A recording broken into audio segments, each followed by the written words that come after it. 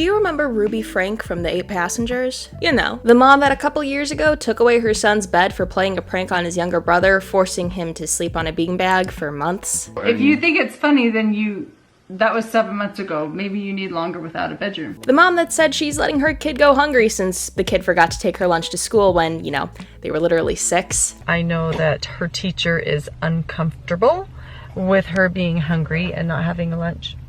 And it would ease her discomfort if I came to the school with a lunch. But I responded and just said, Eve is responsible for making her lunches in the morning, and she actually told me she did pack a lunch.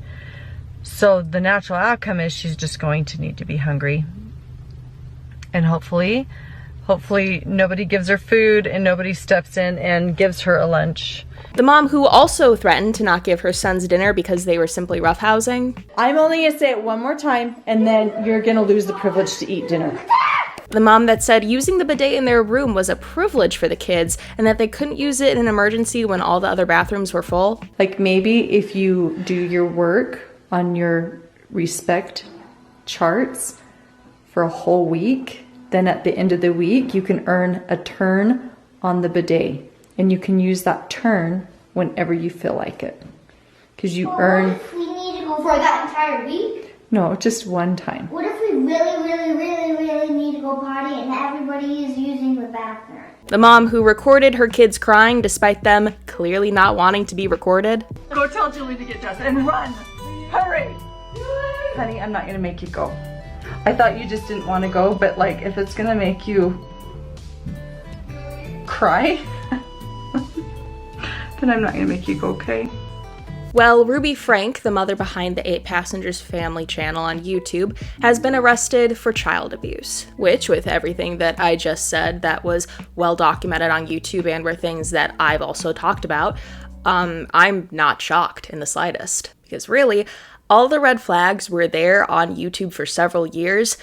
Nothing just ever came from them. Unfortunately, I do have to say that what's come out so far regarding why Ruby Franke was arrested is way more dark than anything that was seen on the 8 Passengers YouTube channel. According to a statement from the Santa Clara Ivins Public Safety Department that was shared with Insider, a child climbed out of a window at a residence in Ivins, Utah to get help, which led to allegations of abuse Franke is being charged with. The residence belonged to Franke's business partner, Jodi Hildebrandt, who was also arrested in the case. Now for some backstory, Jodi Hildebrandt ran a channel with Ruby Franke called Connextions. And Jodi Hildebrandt is important to note because she's a therapist whose license got put on probation by the Utah Clinical Mental Health Counselor Licensing Board for 18 months back in 2013 because she discussed a patient's porn addiction at their church without the patient's permission. So clearly, a really great person to be around when you are Ruby Franke or just a rancid individual in general. I'm sure this was a great relationship that pushed them to do better and be better people. The Connextions YouTube channel is just as important to note because it is very similar to the 8 Passengers, but instead of it being like a family acting out, red flag family things, it's simply 2 women giving advice. In one video, for example, Franke and Hildebrandt said parents should not love their children unconditionally, and in another, Franke gave multiple reasons children shouldn't be listened to and said they didn't deserve privacy. They have also freely made homophobic, transphobic, racist, and ableist comments. Basically, they don't believe that children are actual people. They believe that children are your little playthings that you get to control and do as you please with, on top of all the other horrible shit, which arguably really does explain the 8 Passengers channel and Ruby Franke's arrest. So needless to say, these are 2 just very horrible women who just supported each other's bullshit. And like I said earlier, it seems that the 8 Passengers channel, as well as the Connextions channel, is just the tip of the iceberg for all the abuse that occurred, given what we have to talk about now. Because the information on Ruby Franke's arrest, it's not good and it leads to a way darker picture. The child ran to a neighbor's house to get help, Fox 13 reported, and asked for food and water, according to the statement. The neighbors noticed that the kid had duct tape on their ankles and wrists and decided to call the police. After the first kid escaped the house, a second malnourished child was found in the same residence, in similar physical condition of malnourishment, according to officials.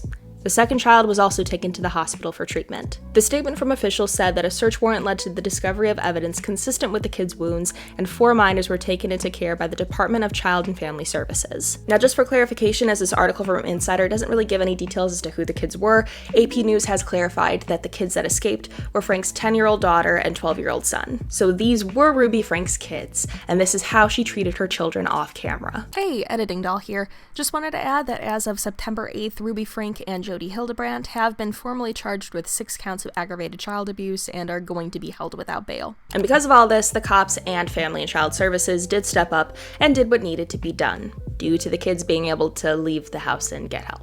Which I want to take a second to just say good on the kids for doing that. That had to be absolutely fucking horrifying for them, and truly I'm just in awe of the bravery it took for them to do that, because they probably knew that if they got caught doing this, the ramifications of it probably would have been unbelievably awful considering the condition they were found in. And if Ruby Franke's arrest wasn't enough for ya, what actually confirms that Ruby won't be able to weasel her way out of this one like she's weaseled her way out of every other accusation back in the day by just calling it simply drama. The house that the kids escaped from was a house that Ruby was seen in a video in a couple days prior, so she was very much aware that this was the condition her kids were in. Which again, from her videos on the 8 Passengers Family channel, I'm not surprised in the slightest that she knew about this. She probably did all this on her own volition. She quite literally admitted multiple times to withholding food from her children and basically treating necessities as a privilege, so I'm not shocked that she would do all this. Like, I cannot stress this enough. This was stuff that she admitted to doing on YouTube. She admitted to this on a public platform, and it was ignored for years. She's also apparently been denied bail due to the severity of the injuries found on her kids, so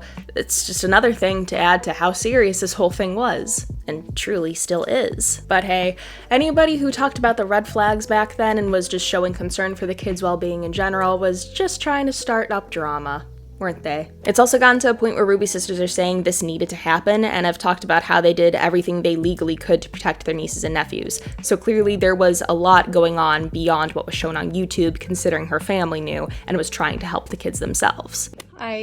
We all did as much as we could legally, and you don't know what you don't know. The only thing that we ultimately care about is that our nieces and nephews are safe, and they are.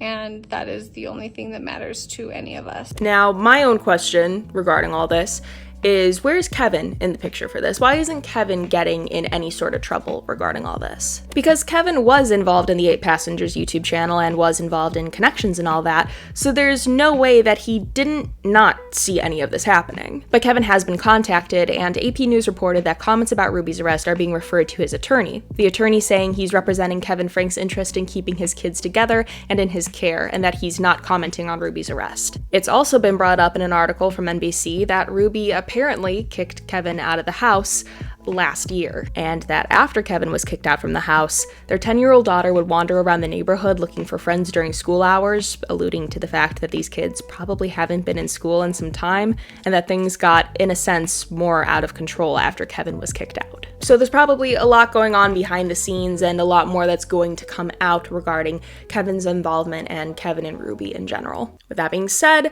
I am not saying that Kevin is innocent in any way, shape, or form. Again, he was involved in Connections and he was involved in the 8 Passengers videos during the time when a lot of shit was happening 3 years ago. There's just not a lot of public information right now regarding his involvement past that point of involvement. Now, Shari Franke, the oldest daughter of Ruby and Kevin Franke, has actually spoken out about not being in contact with her immediate family in quite some time. She actually stated in September of last year that she doesn't support Connections, nor her mom and her mom's business partner's very extreme beliefs. She's also discussed on the podcast Into the Light in April how at first the family joined a controversial life coaching group that at first brought them all closer together as a family, but then became extreme and equated the teachings with the Mormon gospel, and just in general took a toll on her mentally and spiritually. And she's now commented and posted about her mom's arrest on her Instagram stories. She posted a picture of her mom getting arrested with the word "finally" on it, which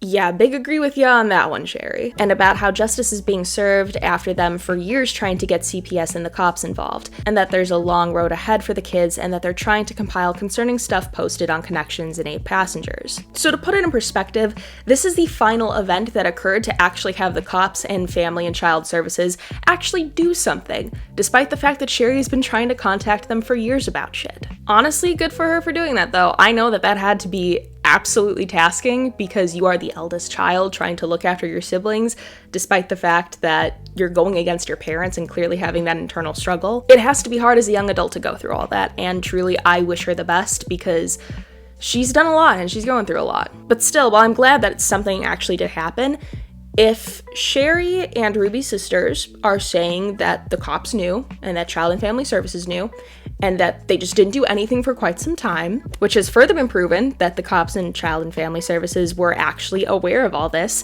due to even the neighbors coming forward to NBC News talking about how they had spoken up and reported them to Utah's Division of Child and Family Services, where the neighbors say that at the very least, one got a call back after doing so from Child and Family Services, and at the most, a neighbor saw a wellness check being half-assed by cops who apparently, due to nobody answering the resident's door, just left the paperwork in the window of the house and did nothing else. And to just give a more clear and disturbing picture as to the neighbors' involvement, as well as just how as a community they were like well aware of this all going on and how they were just like not getting any help whatsoever. A neighbor noted that the community is feeling a sigh of relief due to thinking that the kids were going to be taken out of the house in body bags. Yeah, no, so clearly cops and Child and Family Services very much knew about this, and I sincerely hope that the children can take some sort of legal action against them. Because I get it, Connections and the Family Channel were just the tip of the iceberg, but the fact that Shari, Ruby's sisters, and even the whole fucking neighborhood were trying to get shit done for as long as they were with literally nothing happening until the extreme occurred, clearly somebody wasn't doing their fucking job, and they should lose said job. Now, all of this has started on August 31st, and more information is coming out pretty much day by day. All the stuff from AP News was taken on September 1st, and all the stuff from NBC News was taken on September 2nd. So clearly, this is going to be a constantly updated story, especially with the lack of information from Kevin and Frank.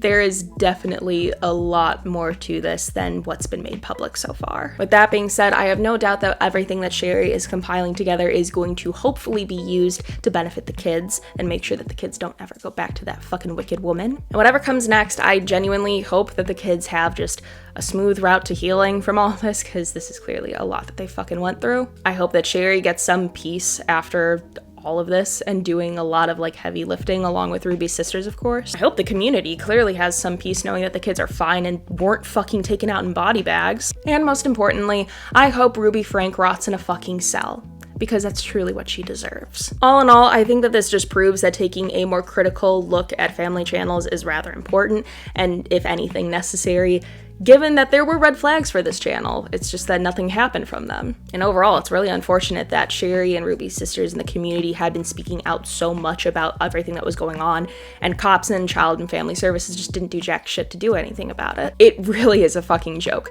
that these kids had to escape themselves while being malnourished, dehydrated, and just fucking like in awful condition for the cops and Child Family Services to actually do something. Sorry if I'm stumbling over my words, my blood is actually boiling over this. Like I said, more stuff will probably come forward regarding this within the upcoming like months and weeks and days and all that. I just wanted to talk about it right now because as somebody who's been pretty vocal about the 8 Passengers in the past and family channels in general, I think it's nice to actually see that something finally happened to someone that was very clearly wicked and very clearly terrible. Because from the very beginning, 3 years ago, when I talked about it and a bunch of other people talked about it, it wasn't drama, it wasn't, ooh, what's the tea? It wasn't Ruby Frank exposed, it was always child abuse. It has been child abuse from the very beginning. Hey, editing doll again.